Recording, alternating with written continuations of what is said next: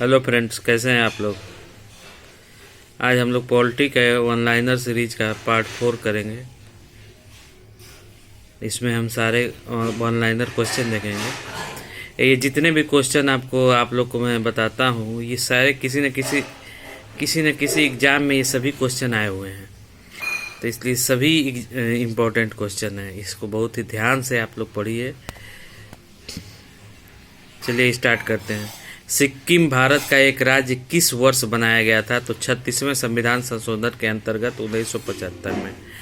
भारत में केंद्र शासित प्रदेशों का प्रशासन किसके द्वारा किया जाता है? तो राष्ट्रपति के द्वारा किया जाता है। भारतीय संविधान किस प्रकार की नागरिकता प्रदान करता है? तो एकल नागरिकता, सिंगल सिटीजनशिप प्रोवाइड करता है भारतीय संविधान। नागरिक संशोधन अधिनियम 2019 CAA में किन देशों के हिंदू, बौद्ध, सिख, जैन, पारसी तथा ईसाई नागरिकों को भारत की नागरिकता प्रदान करने का प्रावधान है? तो ये है पाकिस्तान, बांग्लादेश, अफगानिस्तान के हिंदुओं को। भारतीय नागरिक की नागरिकता किस आधार पर समाप्त हो सकती है? तो परित्याग, पर्यावसान व वंचना के आधार पर। भारत में से बाहर लगातार कितने वर्ष तक रहने पर भारतीय नागरिकता समाप्त कर दी जाएगी? तो 7 वर्ष अगर लगातार आप बाहर रहते हैं तो नागरिकता समाप्त कर जाती है। प्रवासी भारतीय दिवस कितने समय अंतराल पर मनाया जाता है? तो प्रति 2 वर्ष पर प्रवासी भारतीय दिवस मनाया जाता है। लक्ष्मी मल सिंघवी समिति किससे संबंधित है? तो दोहरी नागरिकता से संबंधित है। भारतीय संविधान में एकल नागरिकता का प्रावधान किस देश से लिया गया है? तो ब्रिटेन से लिया गया है। एकल नागरिकता, सिंगल सिटीजनशिप ब्रिटेन के संविधान से लिया गया। भारतीय मूल के व्यक्ति PIO का कार्ड धारक भारत में नहीं खरीद सकता है कृषि भूमि। अब मूल अधिकार के बारे में पढ़ेंगे। ये बहुत ही इम्पॉर्टेंट है, इसको बहुत ही ध्यान से आप लोग पढ़िएगा, क्योंकि एग्जाम में एक क्वेश्चन जरूर आना है हमारे मूल अधिकार से। भारतीय संविधान किस भाग के अंतर्गत नागरिकों को मौलिक अधिकार प्रदान किए गए हैं? तो भाग 3 अनुच्छेद 12 से लेकर 35 तक के अंतर्गत ये हमारा मूल अधिकार कवर करता है। भाग 3 में संविधान द्वारा मौलिक अधिकार को लागू करने की शक्ति किसे प्रदान की गई है? तो सर्वोच्च न्यायालय व उच्च न्यायालय को। भारतीय संविधान के अनुच्छेद 13 का मुख्य उद्देश्य किसके संदर्भ में संविधान की सर्वोच्चता सुनिश्चित करना है? तो मौलिक अधिकारों के संदर्भ में। भारतीय संविधान में समता के अधिकार का विस्तार किस अनुच्छेद में है? तो अनुच्छेद 14 से 18 तक है। संविधान के किस अनुच्छेद के अंतर्गत अस्पृश्यता का उन्मूलन किया गया है? तो अनुच्छेद 17। यह अस्पृश्यता उन्मूलन कानून के बारे में बहुत बार एग्जाम में पूछ चुका है, तो इसलिए इसको जरूर ध्यान रखिएगा। अनुच्छेद 17। अनुच्छेद 18 का संबंध किससे है? उपाधियों के अंत से है। भारतीय संविधान का कौन सा अनुच्छेद विधि के सम्मत समानता के अधिकार से संबंधित है? अनुच्छेद 14। भारतीय संविधान की प्रस्तावना में प्रयुक्त समाजवाद शब्द को किस अनुच्छेद के साथ समग्रता में रखकर सर्वोच्च न्यायालय द्वारा समान कार्य के लिए समान वेतन का मौलिक अधिकार प्रदान किया गया? तो अनुच्छेद 14, आर्टिकल 14 और 16 में। अनुच्छेद 14 तथा 16 में। भारतीय संविधान के अनुच्छेदों में से कौन सा एक लोक परिनियोजन के विषय में भारत के सभी नागरिकों को अवसर की समता की गारंटी प्रदान करता है? तो अनुच्छेद 16(1) और अनुच्छेद 16(2), आर्टिकल 16(1) और 16(1) और 16(2).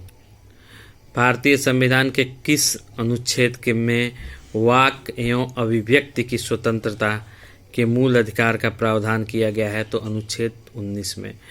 भारत के संविधान में प्रेस की स्वतंत्रता का प्रत्यक्ष प्रावधान नहीं है, परंतु यह स्वतंत्रता किस अनुच्छेद या आर्टिकल में अंतर्निहित है? तो आर्टिकल 19A में निहित है।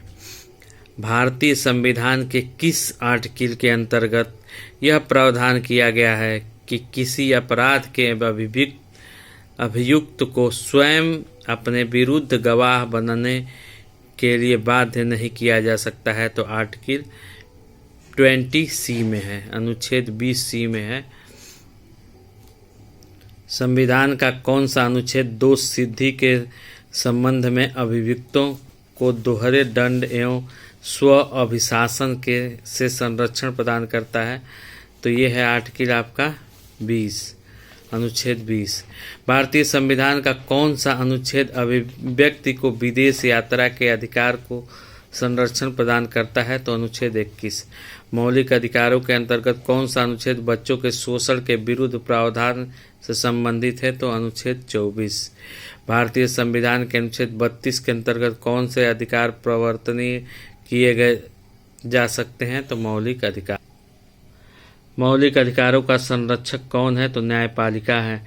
डॉक्टर भीमराव अंबेडकर ने मौलिक अधिकारों में से किसे संविधान का हृदय एवं आत्मा कहा है? तो संवैधानिक उपचारों का अधिकार, अनुच्छेद 32 को। व्यक्तिगत स्वतंत्रता के अधिकार के लिए कौन सी याचिका दायर की जा सकती है? तो बंदी प्रत्यक्षीकरण, हैबियस कॉर्पस। संसद को मौलिक अधिकारों में संशोधन का अधिकार किस वाद में निर्णय के आधार पर प्राप्त है? तो केशवानंद भारती बनाम केरल वाद, 1973। संपत्ति के मौलिक अधिकार को किस संविधान संशोधन के द्वारा मौलिक अधिकारों की श्रेणी से हटाकर केवल वैधानिक अधिकार बनाया गया है? तो 44वें संविधान संशोधन द्वारा, 1978 द्वारा। वर्तमान समय में भारतीय संविधान के अंतर्गत संपत्ति का अधिकार किस प्रकार का अधिकार है? तो वैधानिक अधिकार है। आर्थिक रूप से पिछड़े वर्ग को आरक्षण प्रदान करने के लिए संविधान में कौन सा अनुच्छेद जोड़े गए हैं? तो अनुच्छेद 15.6 का और 16.6 का है। 6 से 14 वर्ष के आयु के बच्चों को प्रदत्त शिक्षा का अधिकार किस प्रकार का अधिकार है? तो मूल अधिकार है। कौन सा मूल अधिकार राष्ट्रीय आपातकाल, अनुच्छेद 352 में से समाप्त या सीमित नहीं किया जा सकता है? तो व्यक्तिगत स्वतंत्रता एवं जीवन का अधिकार। बंधुआ मजदूर उन्मूलन अधिनियम संसद द्वारा किस वर्ष पारित किया गया? तो वर्ष 1976 में पारित किया गया। राज्य के नीति निर्देशक तत्व, ये भी बहुत ही इम्पोर्टेंट हैं और इससे भी कई बार अच्छे क्वेश्चन उठाते हैं, एग्जाम में आता है। राज्य के नीति निर्देशक सिद्धांतों को भारतीय संविधान के में शामिल किए जाने का क्या उद्देश्य है? सामाजिक और आर्थिक लोकतंत्र को स्थापित करना। कल्याणकारी राज्य की संकल्पना का समावेश संविधान के किस भाग में किया गया है? तो राज्य के नीति निर्देशक सिद्धांत में भाग 4 में। भारतीय संविधान में किस के अंतर्गत पंचायती राज प्रणाली की व्यवस्था की गई? तो राज्य के नीति निर्देशक सिद्धांतों के अंतर्गत नीति निर्देशक सिद्धांतवाद योग्य नहीं है। संविधान के किस अनुच्छेद में उद्योग के प्रबंध में कर्मकारों की भागीदारी का प्रावधान किया गया है? तो अनुच्छेद 43 क में। भारत के संविधान में समान कार्य के लिए समान वेतन का अधिकार का प्रावधान कहाँ किया गया है? तो राज्य के नीति निर्देशक सिद्धांतों में। राज्य के नीति निर्देशक सिद्धांतों में कौन सा अनुच्छेद अंतर्राष्ट्रीय शांति और सुरक्षा संवर्धन से है? तो अनुच्छेद 51 है। राज्य के नीति निर्देशक सिद्धांत एक ऐसा चेक है जो बैंक की सुविधा अनुसार अदा किया जा सकता है। यह कथन किसका है? तो केटी शाह का है। कई बार ये पूछा गया है क्वेश्चन, मूल कर्तव्य से पूछे गए क्वेश्चन। किस देश के संवैधानिक प्रावधानों से प्रभावित होकर भारतीय संविधान में मूल कर्तव्यों को शामिल किया गया? तो पूर्व सोवियत संघ, यूएसएसआर, जो यूएसएसआर अब नहीं रह गया है, पूर्व सोवियत संघ विघटन हो चुका है। भारतीय संविधान के किस भाग में मौलिक कर्तव्य उल्लेखित है? तो भाग 4A में, 4A में है। भारतीय संविधान में मूल कर्तव्य किस समिति की अनुशंसा पर शामिल किए गए हैं? तो सरदार स्वर्ण सिंह समिति 1976 ईस्वी में गठित की गई थी, इसकी अनुशंसा पर शामिल किए गए। भारतीय संविधान में 11वें मूल कर्तव्य को किस संशोधन द्वारा जोड़ा गया है? तो 86वें संविधान संशोधन अधिनियम 2002 द्वारा जोड़ा गया है। मूल कर्तव्यों को मुख्यतः किन दो वर्गों में रखा गया है? नैतिक कर्तव्यों तथा नागरिक कर्तव्य। मूल कर्तव्यों के अंतर्गत स्वतंत्रता संग्राम के उच्च आदर्शों का सम्मान किस प्रकार का कर्तव्य माना जाता है? तो नैतिक कर्तव्य माना जाता है। महिलाओं के सम्मान के लिए कुप्रथाओं का त्याग करना प्रत्येक भारतीय नागरिक का कर्तव्य है। यह किस अनुच्छेद में वर्णित है? तो अनुच्छेद 51 क के 5 में है। मूल कर्तव्य किन पर लागू होते हैं? तो केवल नागरिकों पर होते हैं। किसी व्यक्ति को राष्ट्रगान गाने के लिए बाध्य नहीं किया जा सकता। सर्वोच्च न्यायालय ने यह किस मामले में ऐसा कहा? तो विजय इमैनुअल बनाम केरल राज्य 1986 मामले में।